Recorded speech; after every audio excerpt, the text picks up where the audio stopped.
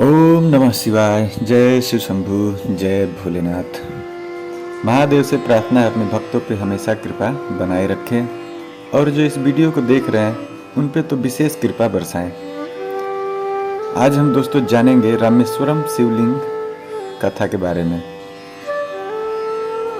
इसकी एक पहली कथा ये है कि पौराणिक ग्रंथों के अनुसार जब भगवान श्री राम ने लंका पर चढ़ाई की तो विजय प्राप्त करने के लिए उन्होंने समुद्र के किनारे शिवलिंग बनाकर भगवान शिव की पूजा की थी।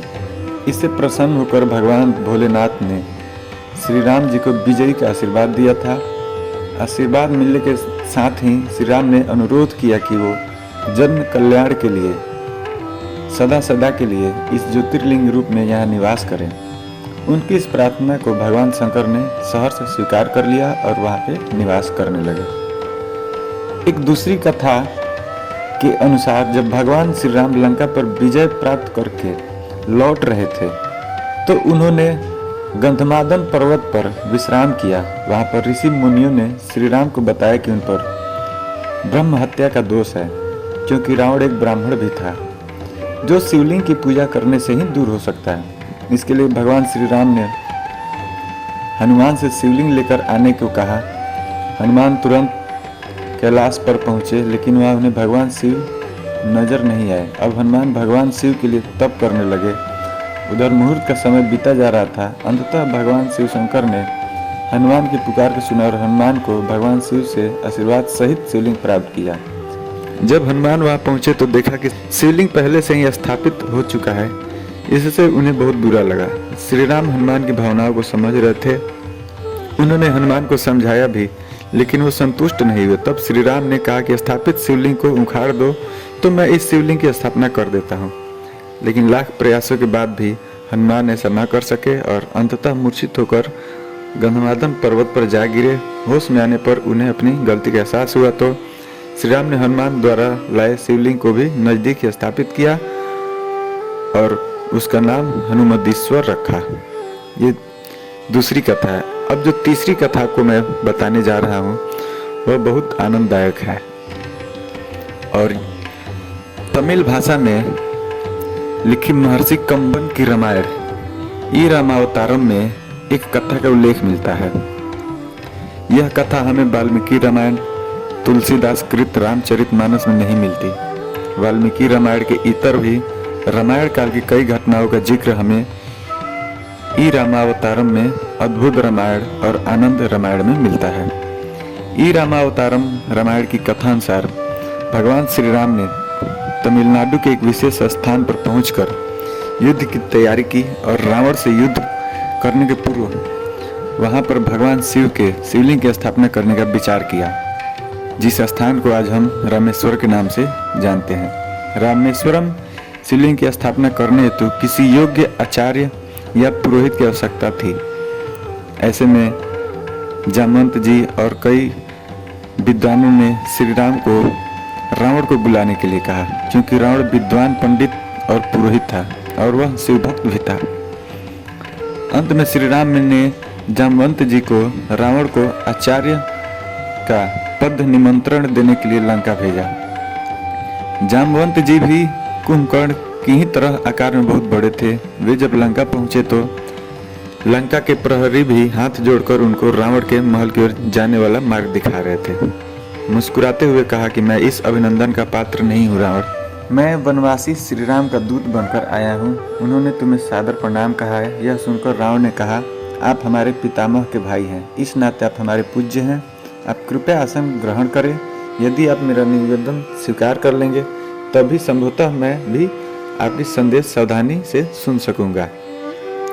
जामवंत ने आसन ग्रहण करने के बाद पुनः कहा, हे रावण, वनवासी प्रभु राम ने सागर सेतु निर्माण के उपरांत अब यथाशीघ्र महेश्वर लिंग विग्रह की स्थापना करने का विचार प्रकट किया है। इस अनुष्ठा को संपन्न कराने के लिए उन्होंने ब्राह्मण वेदज्ञ और शैव रावण को आचार्य पद पर वरण करने की इच्छा प्रकट की है। मैं उनकी ओर से आपको आमंत्रित करने आया हूँ। रावण ने जामवंत की बात सुनकर हंसते हुए पूछा, क्या राम द्वारा शिवलिंग स्थापना लंका विजय की कामना से किया जा रहा है? जामवंत ने कहा, आपका अनुमान सही है। श्री राम महेश्वर के चरणों में पूर्ण भक्ति रखते हैं। जीवन में प्रथम बार किसी ने रावण को आचार्य बनाने योग्य जाना है।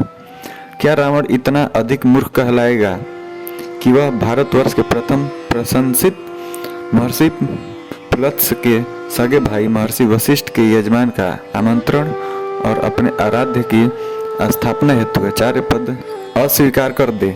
कुछ देर रुकने के बाद जामवंत जी ने कहा, लेकिन हाँ, यह जांच तो नितांत आवश्यक ही है कि जब वनवासी श्री राम ने इतना बड़े आचार्य पद पर पदस्थ होने हेतु आमंत्रित किया है, तब वह भी यजमान पद हेतु उचित अधिकारी है भी अथवा नहीं। जामवंत जी की इस बात पर रावण थोड़ा क्रोध हुआ और उसने कहा, जामवंत जी, आप जानते ही हैं कि त्रिभुवन विजयी अपने इस शत्रु की लंकापुरी में आप पधारे हैं। यदि हम आपको यहीं बंदी बना ले और आपको यहाँ से लौटने न दे तो आप क्या करेंगे? रावण के वचन सुनकर जामवंत खुलकर हंसे और कहा, मुझे निरुद्ध करने की शक्ति समस्त लंका के दानवों के संयुक्त प्रयास में नहीं है, किंतु मुझे किसी प्रकार की कोई विद्वता प्रकट करने की न तो अनुमति है और न ही आवश्यकता।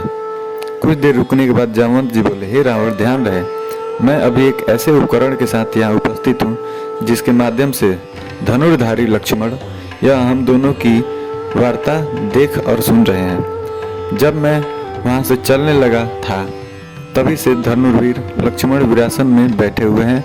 उन्होंने आचमन करके अपने त्रोण से पाशुपतास्त्र निकाल कर संधान कर लिया है और मुझे कहा है कि जामवंत जी, रावण से कह देना कि यदि आप में से किसी ने भी मेरा विरोध प्रकट करने की चेष्टा की तो यह पाशुपतास्त्र समस्त दानव कुल के संहार का संकल्प लेकर तुरंत छूट जाएगा।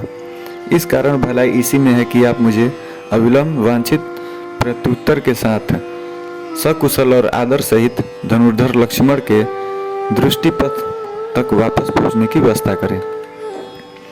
जामवंत के ये वचन सुनकर उपस्थित सभी दानवगण भयभीत हो गए। रावण भी सोच में पड़ गया। वह भयभीत होकर सोचने लगा, पाशुपतास्त्र महेश्वर का यह अमोघ अस्त्र तो सृष्टि में एक साथ दो धनुर्धर प्रयोग ही नहीं कर सकते। अब भले ही वह रावण पुत्र मेघनाथ के त्रोण में भी हो, जब लक्ष्मण ने उसे संधान स्थिति में ला ही दिया है तब स्वयं भगवान शिव भी उसे नहीं रोक सकते। इसका तो कोई प्रतिकार है ही नहीं। यह सोचते हुए रावण ने अपने क्रोध को संभालते हुए जामवंत से सविनय कहा, आप पधारे, यजमान उचित अधिकारी है, उसे अपने दूत को संरक्षण देना आता है, अतः प्रभु श्री राम से कहिएगा कि मैंने उसका आचार्य पद स्वीकार कर लिया है, मैं वहाँ पे समय पर पहुँच जाऊँगा। यह कहकर अगले दिन रावण वहाँ पे पहुँचा और सारा पूजा कराया उस शिवलिंग का। तब से उस शिवलिंग का नाम रामेश्वर शिवलिंग पड़ गया। आज की कहानी है ये भक्तों, 3 कहानी मैं आपको बता दिया। उम्मीद है आप सबको अच्छा लगा होगा। अगर अच्छा लगा हो तो कमेंट में ओम नमः शिवाय लिख दे और वीडियो को लाइक कर दे और भविष्य में ही ऐसे आपको कहानी में पहुंचाता रहूं। इसके लिए आप हमारे चैनल को सब्सक्राइब जरूर करें। आज के लिए इतना ही। जय शिव शंभु, जय भोलेनाथ, हर हर महादेव, जय श्री रामेश्वर महादेवाय नमः।